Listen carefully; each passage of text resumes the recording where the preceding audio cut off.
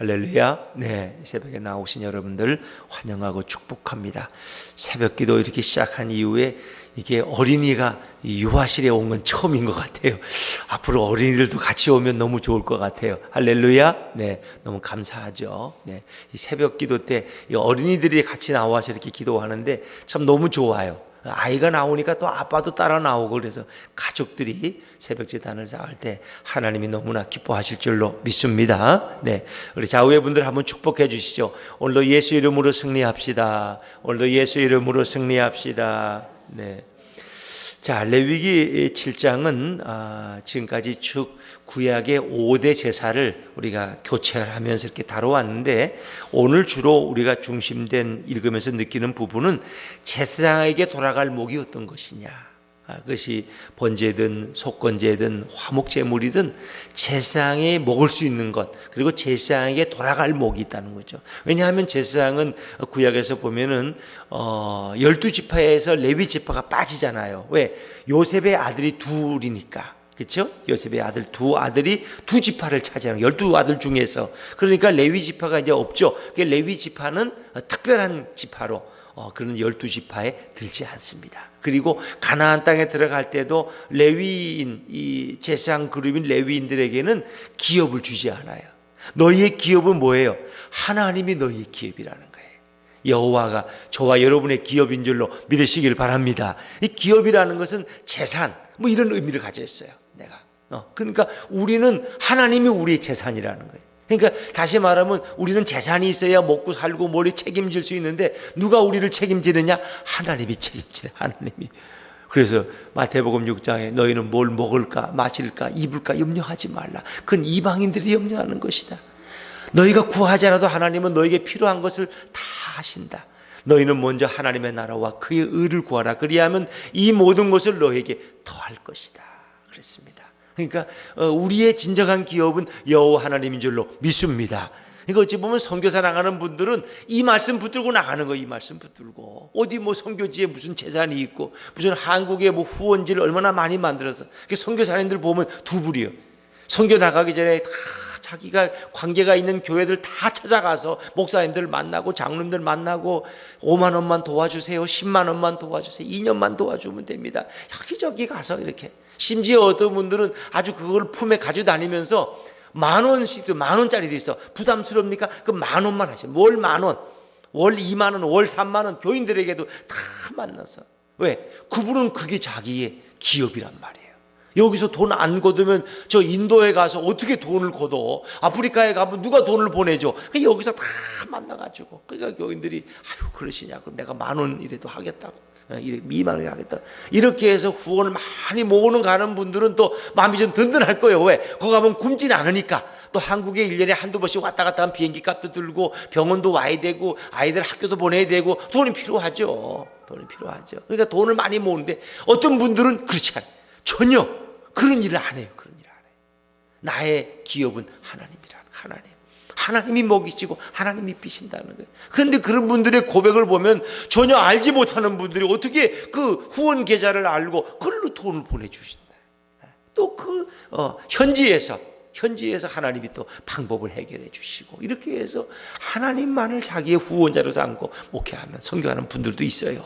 그런데 정말 어느 것이 옳으냐, 뭐 그건 또 다 사람마다 다르겠죠. 우리가 인간의 어떤 후원, 하나님이 또 사람을 통해서 역사하니까 권사님 한 구자만 해주세요, 장로님 20만 원만 책임져 주세요 월, 이렇게 해서 많은 그 구자, 후원 구자를 한 400, 500, 600씩 만들어 가지고 가면 걱정은 안 될 거예요. 왜? 그분들이 처음에 1년 동안은 그래도 내거든. 그러다 이제 2년 3년 지나면 조금씩 자꾸 떨어지지. 왜? 자기도 힘들면 그냥 빠뜨리기도 하고 이렇게 하는데, 하여튼 이 제사장 레위 그룹들, 하나님의 일을 하는 사람들은 누가 먹이고 이쁘냐? 하나님이 먹이신다. 신명기 25장 4절에 보니까 곡식 떠는 소의 입에 망을 씌우지 말라. 일하는 소는 당연히 먹을 권리가 있다. 이게 사도 바울이 한 거지. 그래서 일하는 하나님의 종들은 하나님이 먹이시고 입히시고 먹을 권리가 있다. 뭐 그래서 사실은 바울도 자기도 이렇게 어느 교회 가면은 자기의 의식주를 요구할 권리가 있는데 자기는 그걸 안 썼다는 거예요. 그 대신 뭐예요? 이 사도 바울도 보면은 이 텐트 메이커가 돼서 자기가 텐트를 제조해가지고 그걸 팔아서 자기 선교비를 댔다는, 이게 바울의 이제 모범적인 거죠. 그래서 가끔 요즘 이제 이렇게 목회가 어려워지니까 사실 목사님들 중에도 택시 운전하는 분들이 있다 그래요. 그래서 이중직을 가지고, 왜? 뭐 교회 개척교회 해봐야 뭐 교인 10명도 안 넘고 이게 도저히 생활이 안 되니까 그럴 바에는 사모님도 나가서 벌고 나도 나가서 벌고, 뭐 미국의 목사님들이 가면 대개 사모님들은 다 빵집이라는 데 가서 다 아르바이트 해요.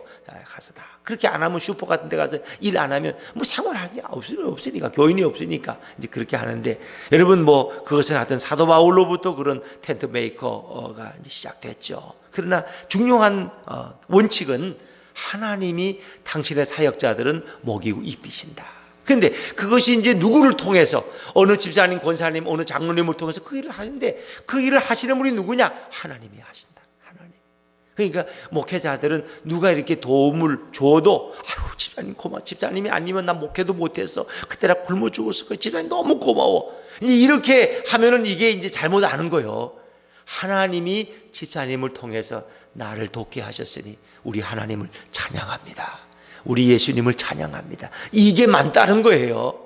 그러면 이제 교인들 입장에서도, 내가 목사님 목에 살렸지, 내가 그 시골 가시는 거 참 안타까워서 내가 매달 100만 원씩 보내줘서 아이들 학교 보내, 학원도 보내고 하고, 내가 그 목사님은 내가 살렸어. 그게 아닌 거예요. 하나님이 나를 통해서 그분을 돕게 하신 거예요. 그래서 내 모든 일은 바로 주님께 주권이 있고 예수님이 하셨고 하나님이 하신 줄로 믿습니다. 이게 내가 했다는 게 이게 문제야. 내가 했다. 이게 교만의 시작이야. 이 교회는 내가 세웠어. 이 교회 재정은 내가 절반을 다 차지해. 내가 없으면 이 교회는 쓰러져. 내가 한 게 아니에요. 하나님이 내게 물질의 복을 주셔서 나로 하여금 선한 일에 내 물질을 사용하도록 한 거예요. 그러니까 이게 잘못된 거예요. 도움 받는 사람도 아유 고맙습니다. 아유 장로님 이렇게 도와줘. 장로님이 아니면 난 벌써 굶어 죽었을 거야. 장로님 그건 자기한테 장로님이 하나님이지. 그러면 돈 많은 장로님이 그 장로님 보고 목회하지. 장로님이 비를 도와줘도, 인간적으로 고마워도 하나님이 장로님을 통해 저를 돕게 하신 주님을 찬양합니다. 이게 맞다는 거예요. 이게 그러니까 이렇게 헌금을 열심히 드리는 것도 좋지만, 하나님이 그 집사님을 통해서 이렇게 교회에 아름다운 선교 헌금을 하고, 예를 들면 무슨 뭐 구제 헌금을 하게 하시니 그 주님이 찬양을 받아야 되는 거예요. 그래서 오늘 이 원리는 뭐 제가 자세히 다 읽지 않겠습니다만, 여기 여러 가지 이제 속죄제, 번제, 소제물, 이 모든 가운데 소제제에서도 결국은 하나님이 그 중에 제사장들에게 돌릴 것들을 이제 말씀하시는 거예요. 그래서 특별히 이 화목제물 같은 경우는 제사장들이 그것을 같이 공동 식사를 하도록, 그리고 그 전체 예물을 다 제사장의 목으로 돌리도록 한 것이 특별하게 화목제물입니다. 화목제물. 그런데 그것도 자세히 보면은 첫째 날 당일날 먹어야 될 게 있어요. 둘째 날까지 먹어야 될 또 제물이 있어요. 근데 셋째 날까지 가면 먹으면 안 돼요. 왜? 하나님 앞에 예배 드리고 제사 드리고 그 기쁨과 감격 가운데 그 제물을 먹어야 되는데, 그것이 이미 3일 되면 식어져. 또 그것은 오염될 수도 있어요. 그래서 셋째 날에는 먹지 말으라는, 먹지 마라. 하나님은 참 자세하게 이런 모든 것들을 다 이렇게 허락을 해 놓으셨어요. 자, 우리 15절 16절 한번 좀 중간에 한번 읽어보죠. 15절 16절입니다 15절 16절 시작. 누구든지 미안합니다. 15절 16절 다 읽습니다. 시작. 감사함으로 드리는 화목 제물의 고기는 드리는 그날에 먹을 것이요 조금이라도 이튿날 아침까지 두지 말 것이니라. 그러나 그의 예물의 제물이 서원이나 자원하는 것이면 그 제물을 드린 날에 먹을 것이요 그 남은 것은 이튿날에도 먹되. 그렇습니다. 이 먹는 것도 규례가 있다는 거예요. 특히 화목제물에도 감사제로 드리는 것이 있고 서원제가 있고 또 자원제가 있어요. 근데 특별히 감사로 드리는 제물은 당일 먹고, 서원이나 자원하는 예물이면은 그것은 둘째 날까지 먹을 수 있어요. 근데 10절에 보니까 그 제물의 고기가 셋째 날까지 남았으면 불사를지다. 그건 먹지 말아라. 그건 오히려 너에게 화가 되고 그 죄를 짊어질 수밖에 없다는 거예요. 그래서 하나님이 이런 자세한 규례들을 다 만들어 놓으셨어요. 뭐 우리가 지금 그걸 애울 필요는 없어요. 그러나 그 중요한 의미는 깨달아야 될 거예요. 바로 하나님의 은혜가 생생할 때 그 재물을 먹도록 하나님이 역사하신 거예요. 3일 지나면 그것은 그 당시에 오염될 수도 있어요. 오염될 수도. 왜? 고기라는 건 따뜻한 뜨거운 날씨에 이게 병균이 들어올 수도 있고, 그래서 셋째 날에는 먹지 말도록. 뭐 그 당시 냉장고가 있었던 것도 아니고 그렇죠. 그래서 하나님은 그까지 다 배려했고, 또 하나님 앞에 제사를 드리고 그 마음이 뜨거울 때 그 제물을 먹으면 더 큰 감격이 있는 것이죠. 그래서 하나님은 제사장과 레위인들이 먹어야 될 목을 이렇게 일부러 허락하셨다 하는 거예요. 자, 그런데 또 여기는 먹으면 안 되는 것이 있어요. 먹으면 안 되는 거. 자, 23절, 24절 말씀 건너뛰어서 한번 읽어볼까요? 23절, 24절입니다. 시작. 이스라엘 자손에게 말하여 이르라. 너희는 소나 양이나 염소의 기름을 먹지 말 것이요, 스스로 죽은 것의 기름이나 짐승에게 찢긴 것의 기름은 다른 데는 쓰려니와 결단코 먹지는 말지니라. 기름 먹으면 안 돼. 저희가 어릴 때 이렇게 가끔 고기 국물이 나올 때 기름이 많이 둥둥 떠야지 좋은 거죠. 그렇죠. 그래서 일부러 기름을 사왔어요. 기름, 고기도 살 때 기름까지 좀 많이 붙여달라고. 그래서 이 고깃국에 기름이 둥둥 떠야지 그게 더 영양가가 있고, 이 기름을 많이 먹어야 겨울에 추위를 안 탄다고 할머니들은 그렇게 주로 말씀하셨어요. 어른들의 이 그릇에는 기름을 많이 담아드려요. 그런데 사실은 기름은 필요하긴 하지만 기름은 썩 좋은 게 아니잖아요. 지금 그렇죠? 혈관을 막고 우리에게 여러 가지 비만 이 문제가 있죠. 근데 하여튼 이 기름은 먹지 말도록. 왜 그러냐? 이제 그 25절 26절은 피를 또 먹지 말라. 피. 왜 그럴까? 피라는 것은 생명이에요. 생명. 생명과, 그래서 사람의 생명을, 짐승의 생명도 함부로 먹지 말라는 거예요. 피는 먹지 말라. 하나님 금하셨어요. 또 기름은 그 생명을 유지하는 것을 바로 기름이라고 구약에서는 말씀하죠. 그래서 그것도 먹지 말라는 거예요. 자, 26절 27절 말씀입니다. 26절 27절 시작. 너희가 사는 모든 곳에서 새나 짐승의 피나 무슨 피든지 먹지 말라. 무슨 피든지 먹는 사람이 있으면 그 사람은 다 자기 백성 중에서 끊어지리라. 아멘. 어떤 피도 먹지 말라. 이것 때문에 그 뭐예요? 우리 뭐죠? 피 이렇게 뭉치고 먹는 거. 선지도 안 먹는 분들이 있어요. 여러분 선지 먹어야 돼요, 말아야 돼요? 안 먹어야 돼요? 난 제일 고난하게 양평 장로교에서 이제 8년 동안 목회했는데, 그 이제 지역에 이렇게 사업하는 분들 많고 그러는데, 사슴을 키워, 사슴을 한 100마리 이상 키우는 장로님이 계셔요, 그분이. 그게 이제 그때는 또 사슴 피를 뽑아가지고 그게 몸에 좋다고, 그걸 이제 이렇게 팔아요. 그런데, 그분이 또 어느 날은 기분 좋으면 또 사슴을 또 이렇게 2병씩 가져와, 피를. 저보고 먹으래. 자기도 한 잔 먹고, 목사님도 한 잔 드시래. 건강에 좋다고. 근데, 그걸 먹을 수도 없고, 안 먹을 수도 없고. 그래서 저는 그냥 먹기는 먹었어요. 근데 어떤 분들은 또 안 먹어, 공개적으로. 그 피는, 그걸 왜, 거기 균이 많은데 그걸 왜 먹냐고. 근데 이제 구약의 말씀을 있는 그대로 받아들일 수도 있고 안 받아들일 수도 있는데, 사실은 구약의 말씀은 복음으로 우리가 변화시켜서 받아들이는 거예요. 구약에 돼지고기 먹지 몰라요. 여러분 돼지고기 안 먹습니까? 삼겹살 잘만 드시대 보니까. 그렇죠? 그래서 부정한 것과 책임질 하는 거, 이거는 구약의 법이지, 신약에서는 그 모든 것이 복음으로 다 새로워졌어요. 그래서 성경에도 하나님 주신 건 묻지 말고 맛있게 먹으라는 거예요. 맛있게 먹어요. 그래서 이제 꼭 이렇게 보신탕도 드시는 분들이 있고 또 안 드시는 분들이 있어. 그 목매다른 걸 어떻게 먹느냐고, 또 이렇게 성경에 목매다른 거 먹지 말라고. 그런데 사실 지금 구약을 그대로 적용하기는 어려워요. 그래서 우리는 복음의 눈으로 이것을 변화시켜서 이것은 먹을 수 있는 것은 먹는 거죠. 그러나 하여튼 저도 그거 먹을 때마다 갈등이, 장로님이 또 가져오셨는데 안 먹기도 그렇고, 장로님 이거 먹으면 그분은 그걸 또 피를 팔아. 그 주일날이고 토요일날이면 서울에서 돈 많은 사람들이 골프 치러 왔다가 여주 이천에 또 거기 피를 먹으러 온다는, 이제 그걸 이렇게 파시는데, 나중에 그걸 이제 상품으로 만들어서 그분은 파셨는데, 이제 가끔 그런 논란이 있죠. 그러나 이것은 구약의 법이지 신약에서는 거기에 대한 제한은 없어요. 그러나 이제 가능하면 해외 나가면 또 뭐예요? 쓸개? 웅담? 그런 거 이렇게 또 한국인들이 건강에 좋다고, 정력에 좋다고. 그건 또 좀 아닌 것 같아. 그래서 가능하면 안 먹는 게, 감에 걸리면 안 드시는 게 좋죠. 그러나 그것이 꼭 죄라고 또 말하면 또 그것도 안 되죠. 왜 죄가 아닌 걸 죄라고 하면 안 되죠. 그러나 그것이 마음에 거리낄 때는 안 드셔도 좋다. 또 제사 드리고 나서 장례식 집에 가서 또 식사 안 하는 분 있어요. 남의 장례식이나 제사에 가가지고 또 자기는 이거 더럽다고 안 먹어. 그런 분도 있어요. 그거 먹으면 꼭 배탈 나고 또 문제가 생긴대. 그런 분들은 먹지 마세요. 기도하시고. 그러나 또 뭐 먹어도 상관없는 분들은 또 드시지. 그걸 또 뭐 귀신이 붙었다고 또 안 먹고 그럴 필요는 없다는 거죠. 우리는 예수 그리스도를 믿고 의지하기 때문에 예수님 안에서 모든 것이 자유한 줄로 믿습니다. 자유하셔야 돼. 자유하셔. 어떤 분은 또 뭐 그걸 또 너무 지나치게. 우리 교회에서도 뭐 포도주는 먹잖아요. 성찬식 할 때.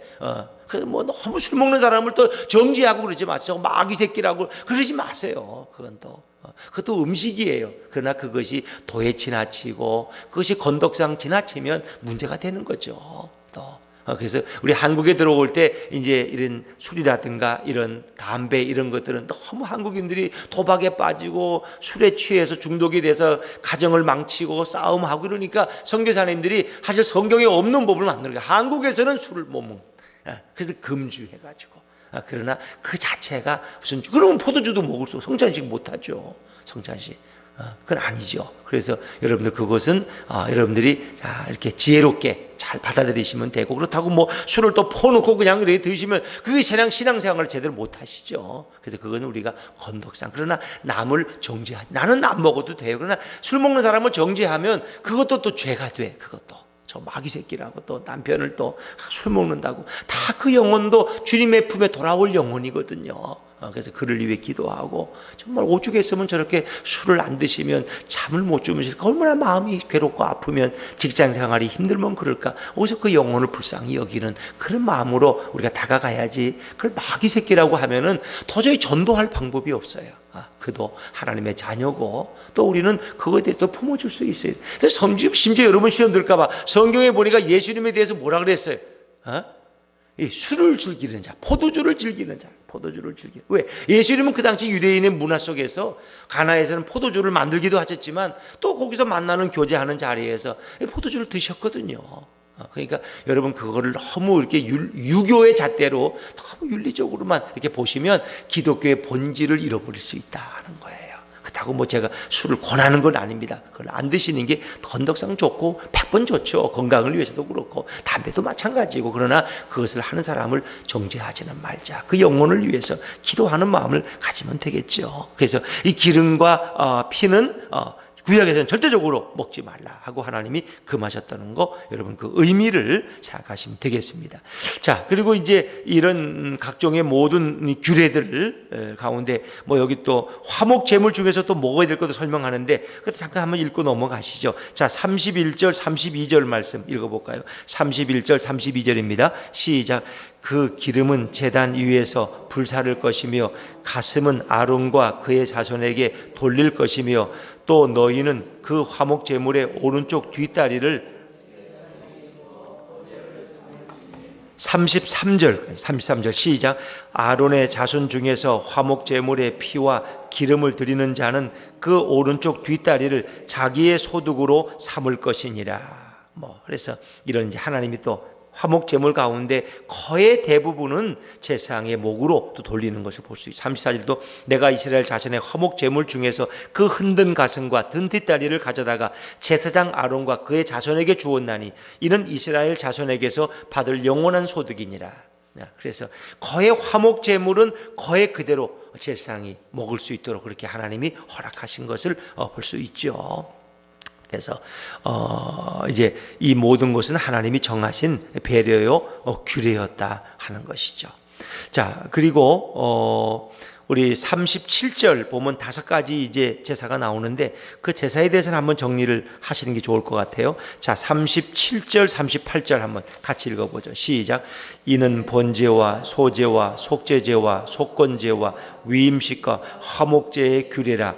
여호와께서 시내 광야에서 이스라엘 자손에게 그 예물을 여호와께 드리라 명령하신 날에 시내산에서 이같이 모세에게 명령하셨더라. 아멘. 그랬습니다. 여러분 이 구약의 5대 제사 이제 우리가 이것을 지금까지 1장부터 7장까지 쭉 살펴봤는데 이 구약의 제사자들이 이렇게 피를 제단 뿌리고 또 그 연기와 또 그 기름을 또 고기를 태워서 하나님 앞에 올려드리니까 이것은 화제라고, 불태우니까 이걸 화제라고 이제 부르는데, 또 흔들어 바치는 요제, 뭐 거제, 이런 여러 가지 의미로도 쓰이되죠. 그러나 중요한 것은 5가지 제사입니다. 그래서 번제와 소제와 화목제와 속죄제와 속건제, 이 5가지가 제일 핵심되는 5가지 제사인데, 그러면 이런 구속사적인 의미가 뭐냐? 그럼 이런 제사를 드려서 과연 인간의 죄가 용서받았느냐 하는 것이 이제 제일 많은 질문이죠. 이 5가지 제사는 어디까지나 모형적이고 하나의 예표라는 걸 여러분이 아셔야 됩니다. 그 번제에 뭐 태워서 드리고 또 그 피를 제단 뿔에 드리고, 그러면 인간의 죄가 용서받았느냐? 성경은 그렇게 말하지 않습니다. 그것은 하나의 이 땅에 오셔서 예수 그리스도가 정말 십자가의 제단에서 자신의 피를 뿌리고 그 자신의 몸을 하나님 앞에 헌신과 희생의 제물로, 속죄 제물로 드리는 그것을 예표하고 그것을 우리에게 바라보게 하는 것이지, 그래서 그 예수님의 십자가에서의 죽음과 희생을 통해서 우리 죄가 용서받는 것이지, 단 한 번의 희생을 통해서 이 구약의 수많은 양과 소가 죽은 것을 통해서 인간의 죄가 다 용서받았느냐? 그렇지 않습니다. 그것은 하나의 모형이고 그것은 하나의 예표라는 것입니다. 그래서 구약시대 소와 양의 피를 흘려서 얻게 되는 죄 용서는 그건 근본적인 영원한 죄 용서가 절대 아니다는 것입니다. 그것은 하나님이 그 당시에 죄 사함 받는 방법을 그들에게 알려준 것이고, 또 그것을 통해서 그들의 죄가 하나님 앞에 용서받는다는 의미는 가지고 있었지만, 이제 그걸로 죄가 영원히 씻어졌느냐? 그렇지는 않습니다. 그것은 로마서 3장 25절에 보면은 하나님이 오히려 그것을 간과했다고 말해요. 신약시대 예수 그리스도에 의한 참된 제사를 기대하면서 하나님께서 오래 참으시는 중에 백성들의 죄와 그 죄에 대한 형벌을 간과하셨다. 이 간과하셨다는 건 참아주셨다는 거예요. 당장 그 죄를 그들을 멸하진 않아요. 그러나 그것을 유보해 놓으셨다는 거예요. 그들도 결국 용서받으려면 구약의 사람들도 결국 누구를 통해서? 예수 그리스도의 희생을 통해서, 그의 피를 통해서 죄 용서받을 수 있다는 것입니다. 그래서 사도 바울은 그것을 간과하신 것이다 하고 로마서 3장 25절에 표현하고 있습니다. 그래서 구약의 5대 제사가 있고 그를 실제로 드렸지만은 그것이 영원히 죄를 속하는 방법은 아니었다. 그것은 불완전한 제사였기 때문에 결국 완전하고 이례적이고 영원한 제사를 드리기 위해서 예수님이 바로 세상 죄를 지고 온 하나님의 어린 양으로 이 땅에 오신, 세례 요한은 예수님을 가리켜서 세상 죄를 지고 온 하나님의 어린 양이다. 그래서 구약의 제사를 잘못 이해하면은 그러면 예수님이 이 땅에 굳이 오실 필요가 없어요. 소 잡아드리면 되고, 또 죄가 많으면 뭐 큰 소로 쇠소 드리고, 또 작으면 또 양이나 염소로 드리면 되는 거죠. 또 가난하면 비둘기로 잡아드리면 되는 거지. 뭐 예수님은 뭐 필요 있어?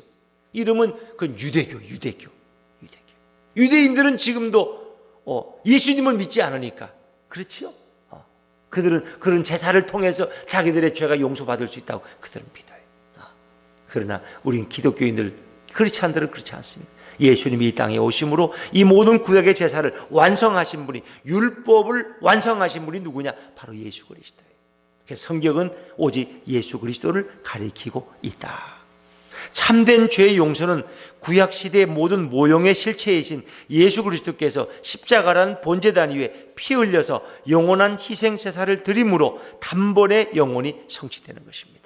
그래서 예수 그리스도의 십자가의 제사를 통해서 하나님의 의는 완전히 만족되고, 그리고 완전하게 우리는 죄의 용서를 받게 됩니다. 그리고 인간과 하나님 사이에 완전한 화해가, 친교가 이루어지는 것입니다. 그 길이 활짝 열립니다.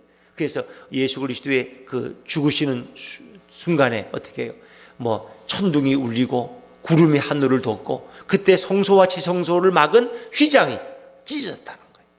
이 예수님을 통해서 누구든지 하나님 앞에 나아가서 용서받을 수 있고 그분에게 예배할 수 있는 길이 활짝 열린 거예요. 예수님을 통해서. 그래서 예수님이 뭐래요? 나는 길이요 진리요 생명이니 나로 말미암지 않고는 아버지께로 올 자가 없다는 것입니다. 그러면 구약을 뭐하러 읽냐? 예수님만 믿으면 되지. 아니에요. 구약은 다 예수님에 대해서 말씀하고 있는 거예요. 사실 신약은 분량이 작기 때문에 우리가 예수님을 이해하는 게 한계가 있어요. 근데 구약의 모든 말씀은 다 예수님을 가리키고 있는 거예요. 그래서 구약을 통해서 우리는 예수님의 그 인격과 그분의 성품과 그분의 사역들을 세세하게 느낄 수 있다는 거죠. 자, 구약의 5대 제사도 다 예수님이 이 땅에 오셔서 행하실 일들을 우리에게 미리 보여주고 있는 거예요. 번제는 예수님이 이 땅에 오셔서 정말 하나님 앞에 헌신하고 봉사하면서 우리를 위해서 희생하실 것을 드러내는 것이 바로 번제다. 불태워드리는 것. 소제라는 것은 예수 그리스도가 이 땅에서 우리를 위해서 십자가에서 참으로 이렇게 희생당하시는데 그분의 겸손과 그분의 순결, 그것을 우리에게 가르쳐주고 있는 거예요. 속죄제라는 것은 뭐 말할 것도 없죠. 그것이 알고 짓든 모르고 짓든 그것은 하나님 앞에 나가 회개하고 자복해야 되는 거죠. 그 속죄제의 제물로 오신 분이 예수 그리스도. 속건제는 하나의 성물에 대한 범죄나 이웃에 대한, 이웃의 물건을 탐했다든가 남의 것을 사기쳤다든가 빼앗았다든가 빌려온 것을 갚지 않았다든가 이웃과의 모든 관계 속에서 드리는 것이 속건제. 그래서 거기에는 꼭 5분의 1의 배상, 벌금까지 해서 그걸 갚도록 바로 진정한 우리의 배상이 되시고 그런 분이 바로 예수 그리스도죠. 그래서 이것은 화해와 죄 용서를 강조하죠. 또 화목제라는 건 마찬가지. 하나님과 우리가 화해함으로써 하나님과 우리가 하나님 앞에 나아갈 수 있는 길이 열린 게 화목제물이죠. 그리고 이웃과도 화평한 관계를 만들어 주시는 것이 화목제물인데 진정한 제사의 의미, 이런 여러 가지 5대 제사의 의미들이 오늘 우리가 드리는 예배 속에 다 포함되어 있다는 거예요. 포함되어. 예수님께서 산상수에서 뭐라 했어요? 너희가 하나님 앞에 제물을 가지고 와서 예배 드리려고 할 때 형제에게 원망 들을 만한 일이 생각나거든 어떻게 했어요? 제물을 두고 가서 형제와 화해하고 와서 예물을 드리라. 그래야 하나님이 받으신다. 이것은 다 구약의 화목 제물의 그 의미를 다 예수님 말씀하시는 거예요. 그래서 우리가 드리는 예배에는 이런 헌신과 봉사와 희생과 겸손과 순결과 감사, 또 회개와 화해와 친교, 이런 모든 정신이 우리 예배 속에 담겨져 있는 거예요. 이것이 바로 진정 예수 그리스도 안에서 영과 진리로 드리는 예배다 하는 것입니다. 오늘 이런 구약의 5대 제사, 또 이런 모든 것은 바로 예수님을 가리키고 있고 오늘 우리가 어떤 믿음의 자세로 살아야 될 것을 우리에게 말씀해 주고 있습니다. 그러나 오늘도 우리가 결론이라면 정말 우리 대신 십자가의 죽으심으로, 우리 죄를 짊어지심으로 우리의 영원한 자유함과 용서와 그리고 천국 백성 되는 특권을 주신 그 주님 앞에 오늘도 감사하고 그분을 높여드리고 그분께 영광과 존귀를 드리는 것이 오늘 우리의 기쁨인 줄로 믿습니다. 예수님만을 찬양하고 예수님만을 높여드리고 그분의 은혜 안에서 오늘도 살아가는 참으로 복되고 아름다운 이 하루가 되시기를 주의 이름으로 축원합니다. 기도하겠습니다.